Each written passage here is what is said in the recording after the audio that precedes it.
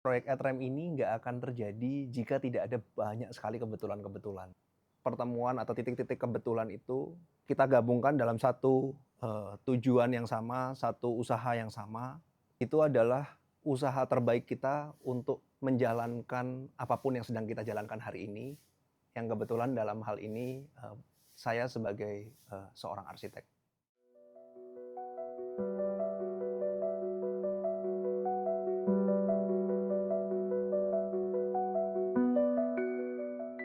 Saya Andi, Principal Architect dari Saso Architecture Studio. Saya juga ambasador dari Holcim Foundation dan inisiator dari ETREM Collaborative Project. Sebelum ada project ETREM, kita di studio mendesain di skala komersial, kita ada bar, apparel shops, restoran. Di skala urban ada pedestrian walkway. Lalu di skala residentials kita ada private owner residentials atau juga ada developer untuk proyek perumahan.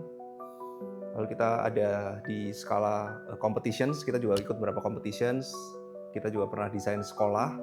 Nah, kebetulan si sekolah ini kita submit ke competition yang diselenggarakan oleh Holcim Foundations dan kita being awarded by them. ETREM itu secara definisi artinya in relevance with.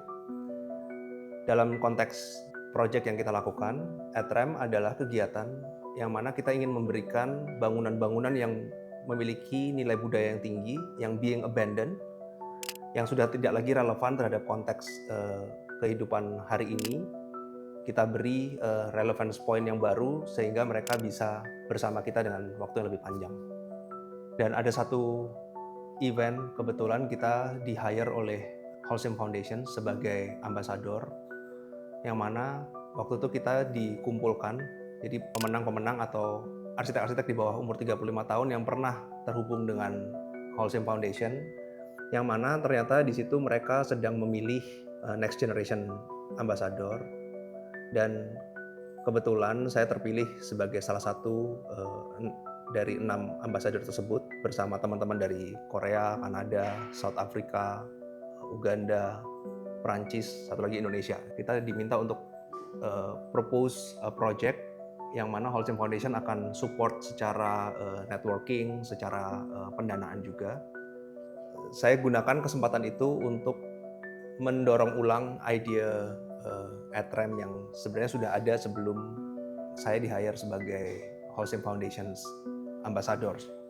Jadi 6 orang NGX tadi akhirnya sepakat untuk menggunakan akses dana tersebut menjadi sebuah kegiatan bersama yang kita sebut sebagai Clinic of Care, di mana arsitektur tidak hanya di ranah komersial saja, tapi juga harus hadir di ranah kebudayaan atau bahkan di kemanusiaan. Nah, ETREM fit in terhadap idea tersebut, di mana kita mencoba mempertahankan kebudayaan agar tetap relevan pada kehidupan hari ini.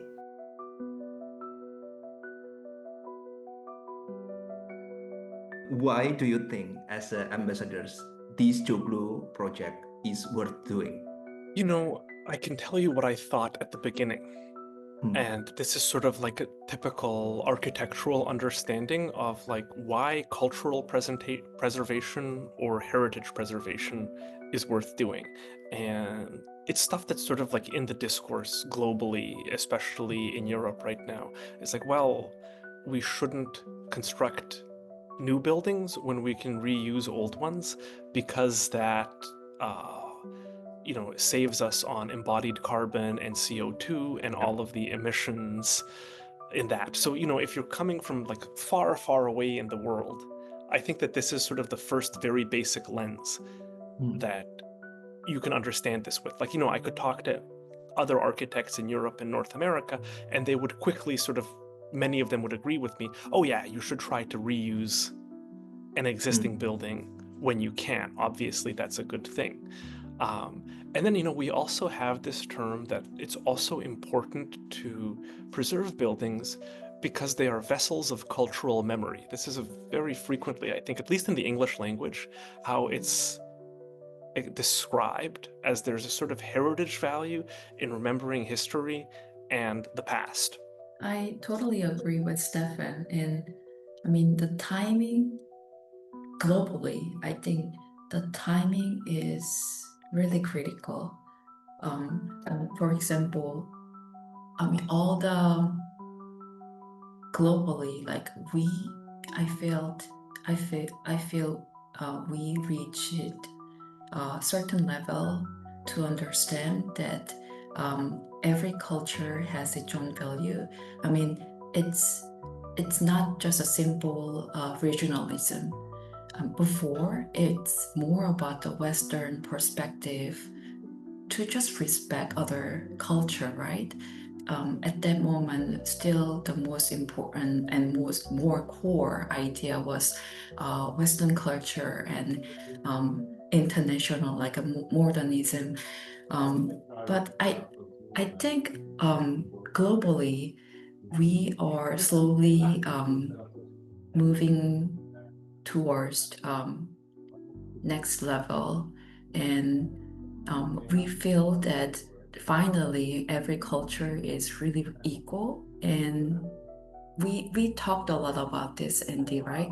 And in that sense, I envy the situation of Indonesia, because the mixture of the urban culture and the rural culture was so amazing. And there's still a hope that we can build a balance between not the local culture. I don't know what the most appropriate word, but the core, like rooted culture and the urbanism. So in a bigger sense, I think our Joglo project has that kind of meaning, to just ring a bell that this is a time that we really think about the balance between city and the rural area. Holcim Foundation waktu memberikan tugas itu memberikan beberapa kriteria. Harus tidak boleh ke perorangan, harus ke sebuah organisasi atau komunitas. Yang kedua, tidak boleh digunakan sebagai sesuatu yang for profit, jadi harus kegiatan non profit. Dan yang ketiga, tidak boleh sesuatu yang temporer, jadi harus sebuah bangunan arsitektural yang permanen. Akhirnya kami harus mencari siapa orang yang atau komunitas yang cocok untuk menerima tanda kutip bantuan ini. Dan memang kebetulan ada satu teman sekelas saya dulu waktu SMA adalah adik dari Mas Toto. Nah, Mas Toto ini adalah pemilik dari Yayasan Puri Ayodhya, yang mana kegiatannya adalah Padepokan Sekar Jagad. Mereka adalah komunitas atau yayasan penari-penari dari Sendra Tari Ramayana, yang kalau kita pergi ke Prambanan, itu mereka selalu ada pertunjukan Sendra Tari Ramayana, Sendra Tari kolosal dengan background Prambanan.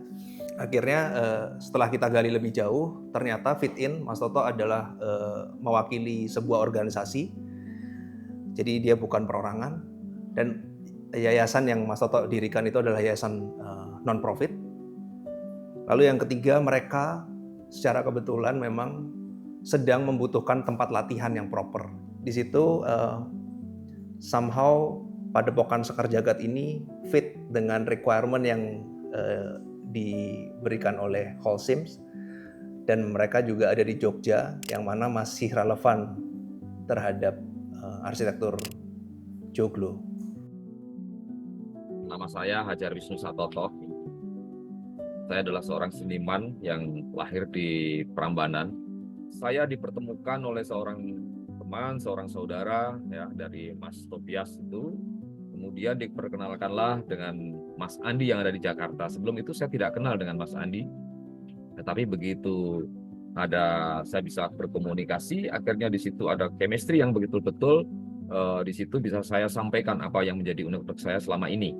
Dan kebetulan dari program-program Mas Andi sangat menarik sekali, terutama untuk kehidupan para seniman yang selama ini tidak mempunyai tempat untuk berkegiatan atau proses latihan. Dan kemudian saya berpikir karena saya sudah mempunyai komunitas yaitu Padepokan Sekar Jagad, dan tempat untuk latihan di rumah itu merupakan rumah biasa yang cuman ada halaman yang luas. Terus kemudian saya ngobrol dengan Mas Andi, dan Mas Andi menawarkan sebuah progres dari Holcim Foundation, dan itu katanya ada program CSR yang bisa untuk dialokasikan dalam bentuk bangunan yang disebut joglo. Sering ada kawan-kawan yang tidak berada di Yogyakarta sih, pernah menjanjikan sesuatu untuk bekerja sama, untuk membuat bangunan ini supaya nanti dipakai untuk kegiatan yang sifatnya untuk pementasan segala macam. Tetapi itu belum bisa terlaksana karena memang dengan anggaran yang mungkin tidak cukup, ya kami lebih baik belum bisa menerima ya. Terus kemudian dari program dinas pun sebenarnya ada semacam kayak bantuan-bantuan, tetapi sifatnya hanya bantuan. Itu kan berarti kami harus mempunyai modal yang banyak dulu baru dinas itu membantu properti-properti yang mungkin bisa dibantukan dari dinas kebudayaan maupun dinas pariwisata. Dan juga pernah juga kami bertemu dengan orang yang bekerja di luar negeri, pernah ngobrol dan tertarik dengan program kami ini, dan akhirnya pada waktu itu terputus karena pandemi tahun 2019 itu. Nah, kemudian ketemulah dengan Mas Andi. Akhirnya program ini yang awal mula kami itu nggak percaya, tetapi setelah berjalannya waktu akhirnya benar-benar nih sebuah angan-angan saya ini bisa yakin bahwa ini kok kayaknya serius banget nih. Nah, akhirnya kami mengumpulkan beberapa kawan dan juga anggota-anggota Sekar Jagad yang selama ini hidup dalam komunitas. Akhirnya kami ngobrol nih, gimana nih kalau misalkan ada dari pihak sponsor mau membuat bangunan. Oke, akhirnya semua merasa senang dan akhirnya mereka merasa mempunyai tempat untuk berkegiatan. Kira-kira seperti itu. Jadi setelah kita akhirnya proposal ini jadi, sudah ada dananya, sudah ada penerimanya. Berikutnya kita akan berkutat di arsitekturnya, yang mana dalam konteks ini adalah joglonya. Dan dari awal kita sedang berusaha untuk membawa nilai-nilai budaya dari joglo ini, bagaimana dia bisa relevan lagi terhadap konteks hari ini. Untuk itu kita membuat syarat sendiri juga secara internal. Joglonya tidak boleh kita acquire dari pengepul atau dari galeri yang sudah mengkanibal kayu-kayunya. Dan joglo ini harus kita ketahui dari mana dia ada sebelumnya dan siapa pemiliknya. Untuk itu yang kita lakukan adalah kita pergi ke dinas-dinas kebudayaan. Pertama kita ke Dinas Kebudayaan Sleman. Di Sleman lalu mengarahkan kita ke Gunung Kidul, karena di Gunung Kidul itu adalah satu tempat yang memiliki banyak sekali joglo-joglo tua. Nah, kita dihubungkan ke tim cagar budaya di Gunung Kidul. Akhirnya kita diskusi lebih panjang lagi bersama tim cagar budaya, dan ada satu joglo yang menurut mereka masuk ke dalam kategori warisan budaya.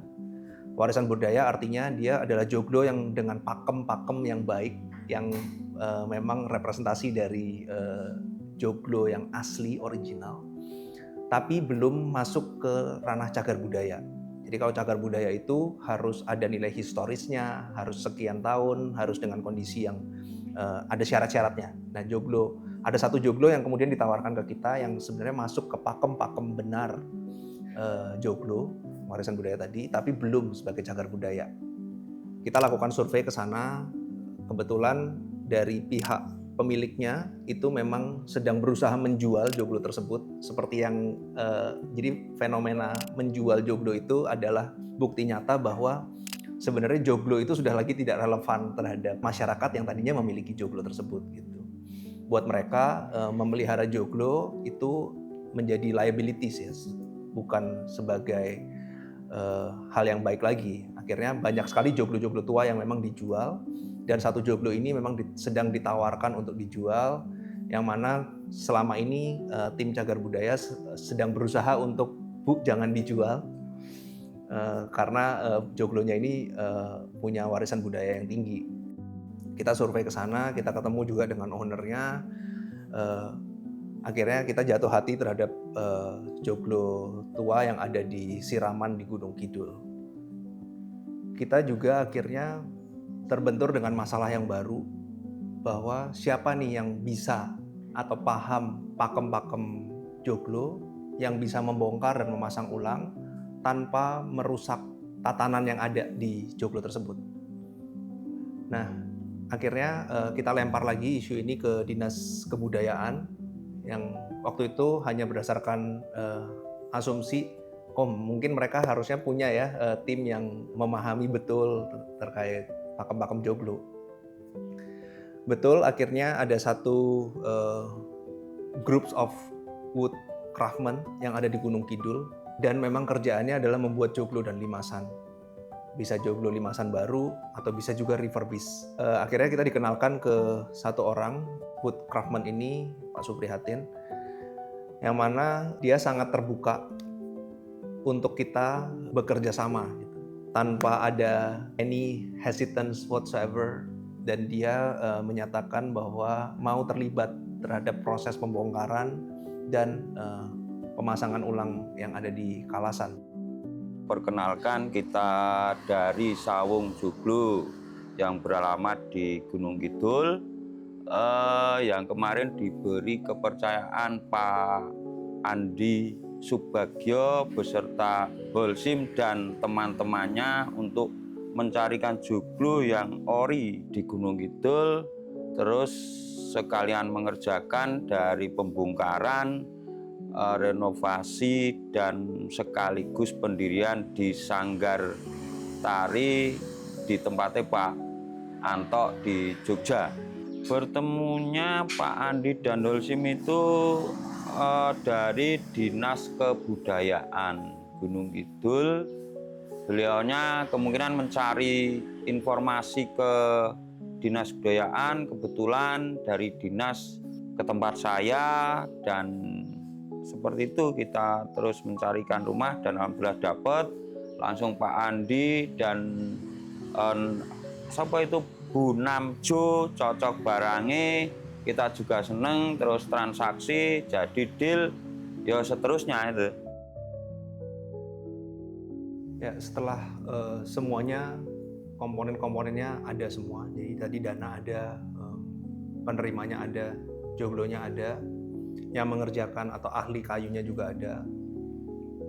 Lalu kita mulai mempelajari sebenarnya apa sih kebutuhan-kebutuhan dari Padepokan Sekar Jagad.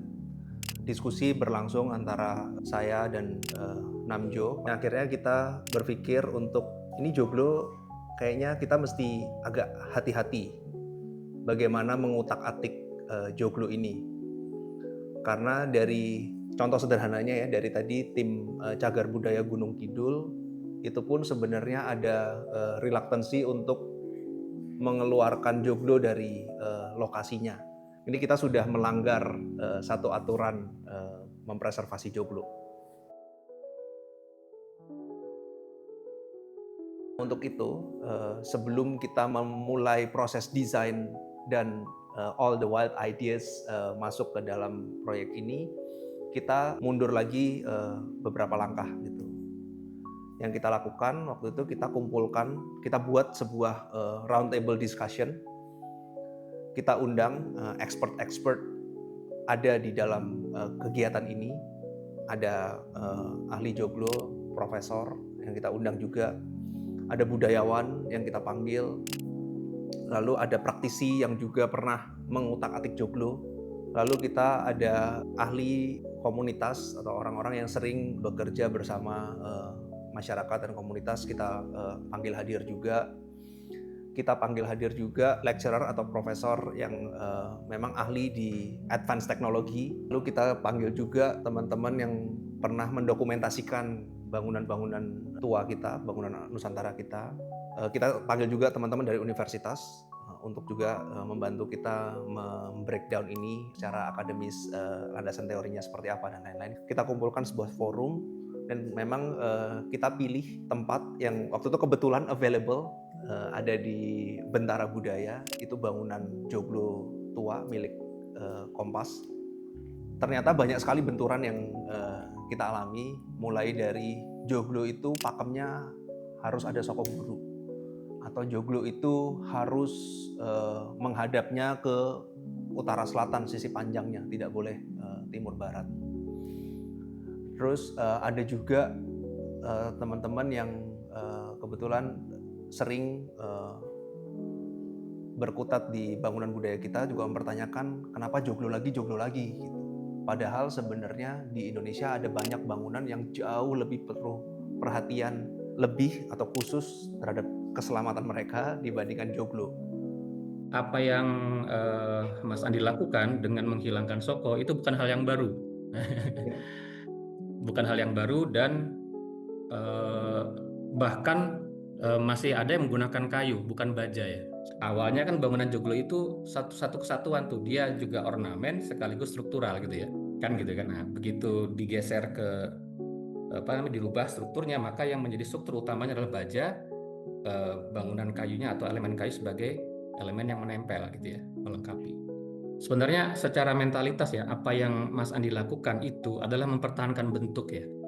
Jadi cara baca stereotomik dipakai untuk mengkonservasi bangunan tektonik. Nah, itu fatal. Fatalnya kenapa? Ketika bicara konservasi, akhirnya yang mereka pentingkan adalah bentuknya, Mas. Tetapi ketika masuk ke tektonikanya, itu sudah main paku semua. Hilang semua sudah tektoniknya. Nah, gitu. Nah, jadi misalkan kalau cara Mas Andi itu dipakai dalam konservasi bangunan kayu, maka akan terjadi hal yang sangat fatal gitu kan. Ini kalau bicara konservasi ya. Ya, Kalau betul. Mas Andi kan nggak mengonservasi, artinya bukan bangunan yang dikonservasi 100% gitu kan. Ya. Itu fine kalau yang ini. Nah, jadi banyak hal sebenarnya yang bisa kita dapatkan dari kegiatan ini sebenarnya gitu. Dan itu catatan saya sebenarnya tidak langsung kepada karya Mas Andi, tapi juga kepada secara umum ya, pada kawan-kawan pelestari, kemudian juga kawan-kawan yang concern dengan bagaimana berupaya mengkinikan arsitektur tradisi kita, bahwa yang sering kita lupa itu ada aspek saintifik yang sangat kuat dalam bangunan tradisi kita. Tapi kita sering membahas dari sisi yang misalkan filosofi, makna, gitu kan. Kita sering lupa bahwa bangunan berdiri selama ratusan tahun tuh kalau nggak ada ilmu strukturnya kan nggak mungkin gitu. Nah, itu yang kurang digali dalam kita selalu membaca tentang arsitektur tradisi kita.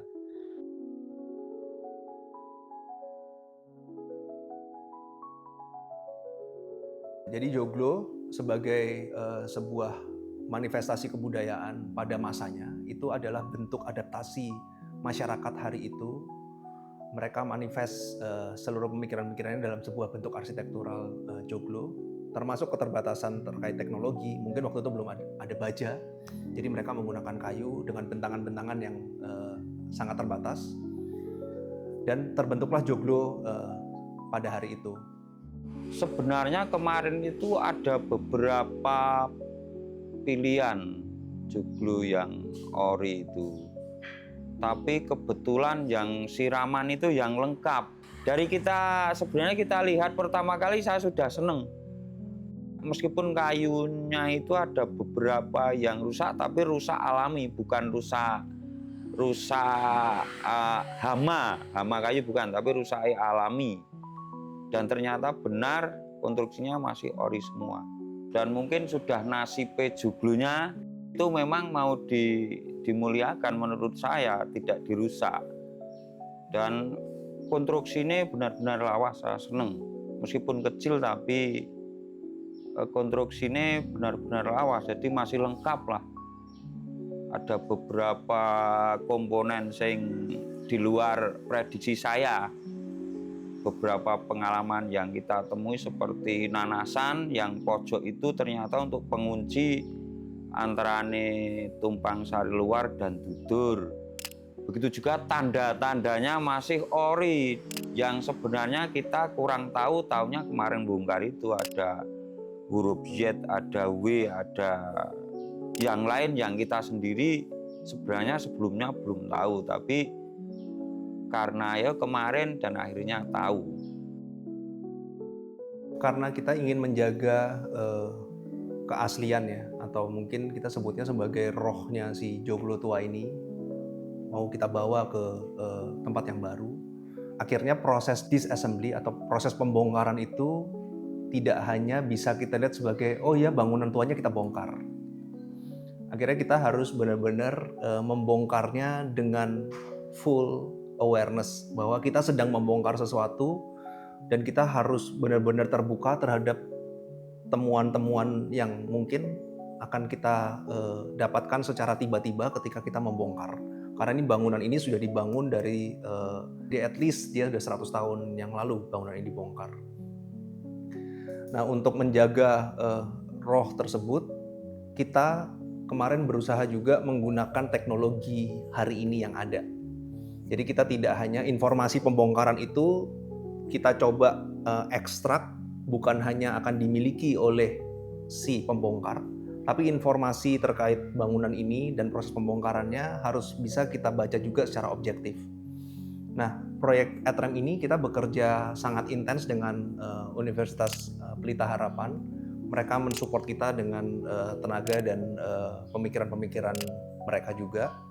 Ada beberapa dosen juga yang juga hadir ke sana untuk membantu kita mendokumentasikan joglo ini dalam proses membongkar dan setelah dibongkar. Kebetulan juga teman dari Atma Jaya juga hadir terlibat dalam proses pembongkaran ini. Di satu sisi setelah kita mengumpulkan kebutuhan-kebutuhan dari user yang baru, dalam hal ini Padepokan Sekar Jagad, itu menjadi batasan baru gitu. Karena kalau kita tahu di arsitektur ada satu statement yang terkenal namanya form follow function. Tapi yang kita lakukan hari ini karena kita mau menjaga roh tersebut, yang ada adalah function ini harus mengikuti form. Jadi kita justru function follow form. Apalagi bentuknya menjadi sangat spesifik, joglo dengan segala tatanan yang ada. Itu lumayan membatasi ruang gerak arsitekturnya yang ternyata juga memberikan challenge-challenge atau ruang-ruang opportunity yang baru untuk kita explore. Joglone kemarin itu pakai tiang utama atau soko guru, dan kebetulan Pak Andi mintane nggak pakai soko guru, jadi itu menurut saya kesulitannya di situ. Ternyata ada pengganti biar kuat itu pakai besi. Kebetulan baru pertama kali ini juga saya mendirikan joglo di atas besi. Besinya harus kuat, besinya mah besar-besar. Tapi yo saya seneng dapat pengalaman lagi. Nah, lebih ekstrim lagi disuruh ini 2 hari, nggak tahu Pak Andi gimana maksudnya, saya nggak tahu. Tapi ya alhamdulillah lah, kita ya wong Jawa punya ilmu Bandung Bondowoso ya. Jangankan semalam selesai kok, yang penting jonggrangnya itu ada itu loh. Lah sayangnya Pak Andi itu nggak pakai jonggrang. Itu juga untuk bahan pembelajaran saya sendiri juga, karena sebenarnya kemarin sudah ketemu tapi tidak selengkap ini.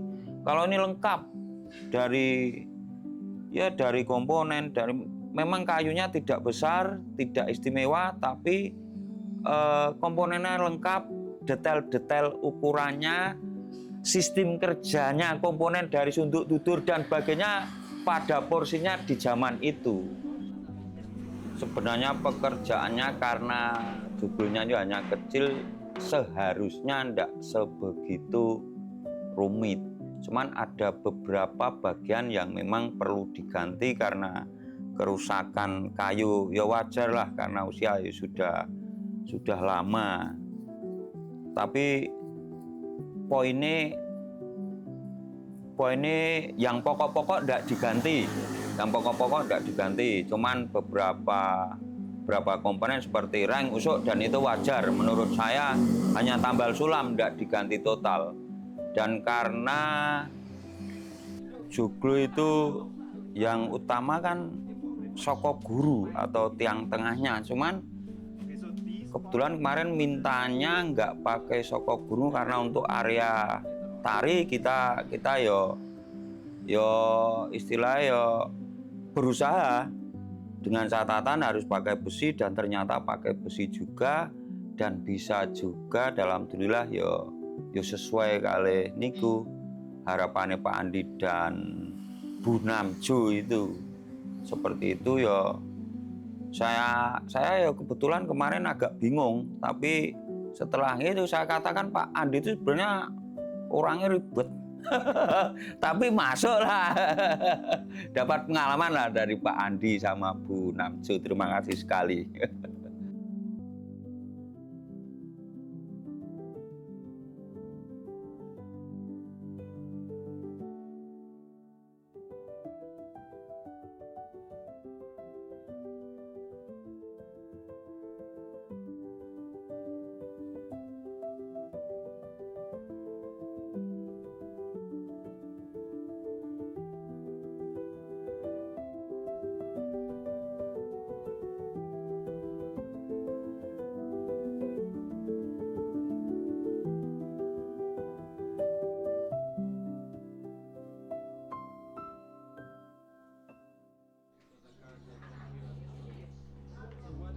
Di satu waktu dalam proses perjalanan proyek ini, ketika saya sudah melihat bagaimana proyek ini berkembang, ada satu momen saya dan Namjo berpikir, kayaknya baik juga ya jika pengalaman ini bisa kita bagikan secara lebih luas.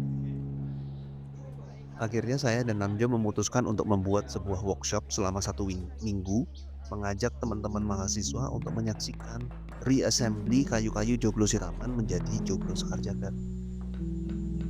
Kami lakukan open call secara global dan akhirnya mengundang 11 mahasiswa untuk datang ke Kalasan Yogyakarta. Kami ajak teman-teman untuk hands on, bertemu langsung dengan tukang, bekerja bersama tukang, merasakan bagaimana hidup di Kalasan Yogyakarta. Dan kami juga mengajak teman-teman untuk repurposing kayu-kayu yang tidak kita gunakan dari joglo siraman. Karena ada banyak kayu-kayu kolom dan ada beberapa kayu bekas balok yang masih bisa kita pakai untuk membuat sesuatu. Di sana, kita mengajak teman mahasiswa untuk melakukan iterasi desain, lalu juga berbincang dengan Mas Toto, menggali kebutuhan-kebutuhan apa saja yang masih Mas Toto perlukan demi keberlangsungan Padepokan Sekar Jagad. Dalam proses tersebut, harapannya mahasiswa bisa membuat sebuah karya arsitektural yang highly kontekstual. Kontekstual terhadap material repurpose yang ada, kontekstual terhadap kebutuhan Sekar Jagad, dan juga kontekstual terhadap kultur dan budaya yang ada di Kalasan Yogyakarta. Akhirnya teman-teman mahasiswa membuat sebuah pavilion kecil dengan bentuk atap joglo yang kita letakkan di sebelah bangunan utama.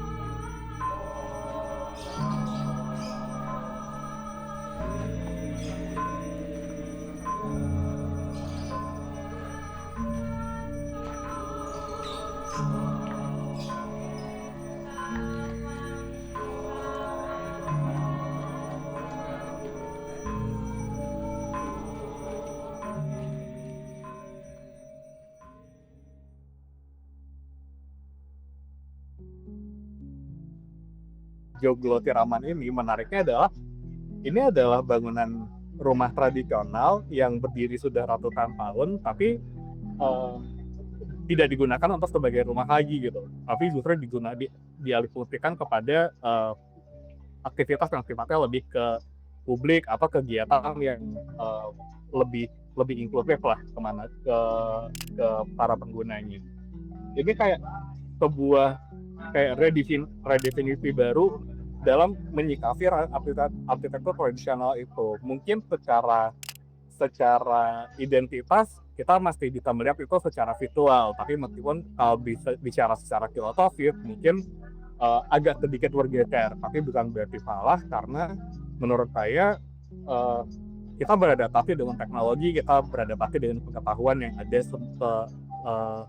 sekarang gitu, dengan material yang baru, metode yang baru, dan apa yang terjadi di Joglo Siraman ini itu adalah kayak blendingnya antara kehidupan yang lama dan fungsi yang baru menyatu gitu. Jadi kayak pertama kali dikirimin foto tentang Joglo Siraman ini, wah keren banget sih sebenarnya dari perspektif saya pribadi ya.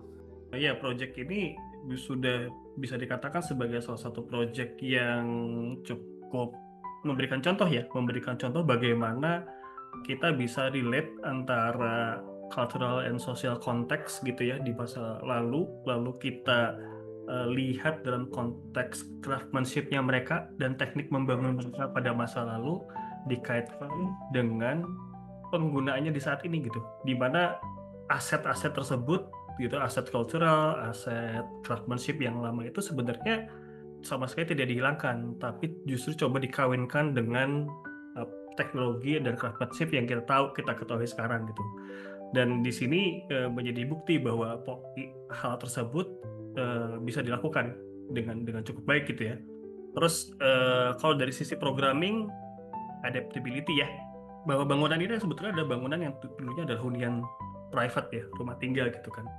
Lalu kita melihat bahwa pada saat kita melihat konteksnya adalah rumah tinggal, lalu kita punya kebutuhan untuk menjadi tempat yang bisa menjadi naungan untuk kegiatan komunal, berarti harus bertransformasi gitu. Nah, di sini terlihat sekali bahwa sebetulnya si gubahan dari arsitekturnya, si elemen-elemen tersebut ternyata bisa beradaptasi gitu. Tentunya dengan penyesuaian gitu ya. Bagaimana kita melihat bahwa penyesuaian tersebut akhirnya berkompromi gitu. Bagian-bagian mana saja yang dia masih kita bisa pertahankan, bagian mana saja yang justru kita alih gunakan gitu. Gimana responnya waktu melihat hasil akhir si Joglo itu? Bangunan itu tidak berdiri sendiri, tapi juga bareng dengan penggunanya. Dan penggunanya itu kalau mengutip Pak Ken Yamamoto kan, di satu sisi itu family, di ujung yang lain kan community gitu kan. Project ini ya hati kita ditaruh di situ. Kalau bahasa saya seperti menemukan sebuah kerinduan lagi gitu. Harus bisa tetap bertahan untuk mempertahankan ini semua. Semoga nanti kedepannya akan lebih berkembang baik dari seni tradisinya ataupun pengembangan yang akan kita lanjutkan begitu.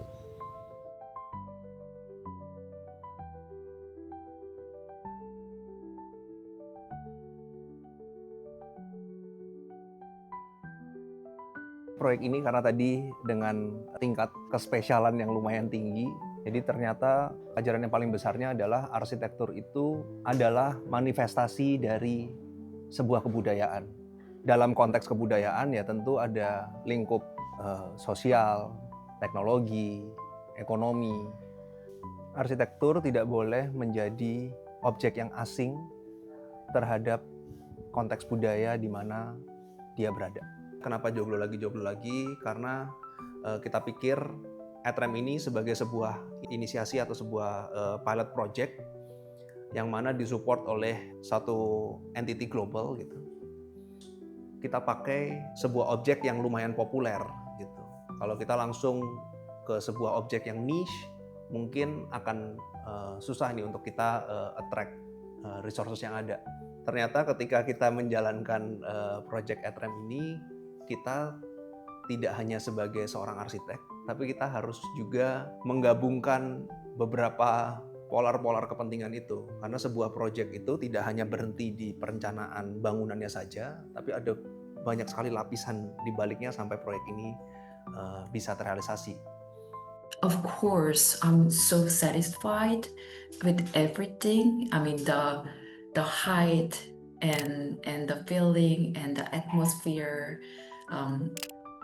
But we all know that's not the end of this space, right? And that's why this project is amazing. It's just ongoing. I agree very strongly with that as an ongoing thing, and I think the whole umbrella of our NGX program, of all 6 of us in Indonesia and in Tanzania, was called Clinic of Care. And I think it's about architecture as a practice of care. And care is an ongoing thing that defines buildings and places long after they're completed. So to me, I think the story of this place is only beginning to be written. We can come there at the opening and sort of appreciate the spatial quality, as Namju says, from a sort of architectural sense, and be happy with it. But then whether or not it's successful,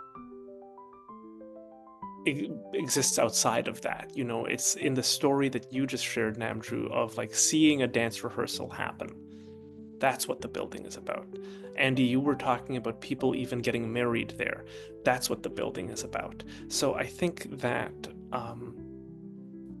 the act of designing it and constructing it, and doing so in a sort of sensitive and culturally attuned way, is obviously important. Joglo ini sekarang digunakan oleh Padepokan Sekar Jagad, yang sekarang digunakan untuk kegiatan tari menari, latihan menari, juga untuk pertunjukan seni-seni tari tradisional. Ini juga kemarin kita hubungkan dengan teman-teman arsitek di Yogyakarta, yang mana Joglo ini boleh, atau harapan kami bisa digunakan oleh teman-teman dari komunitas arsitektur, komunitas kebudayaan yang lain sebagai ruang gerak kita bersama untuk mempertahankan nilai-nilai kebudayaan kita.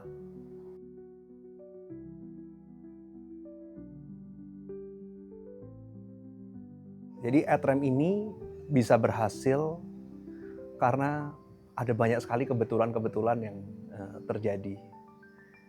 Dan kebetulan-kebetulan itu kalau saya look back, saya nggak pernah bisa menjelaskan sebabnya. Lalu bagaimana antar kebetulan satu dan kebetulan yang lain ini terhubung, itu tidak pernah bisa saya jelaskan. Yang saya lakukan adalah setia terhadap aspirasi dan nilai yang saya yakini. Yang ternyata semua kebetulan-kebetulan ini terhubung pada satu proyek ATREM ini. Harapannya ATREM bisa mendapatkan proyek-proyek ATREM berikutnya yang terus bisa mengadaptasi arsitektur Nusantara yang lain terhadap kehidupan kontemporer hari ini.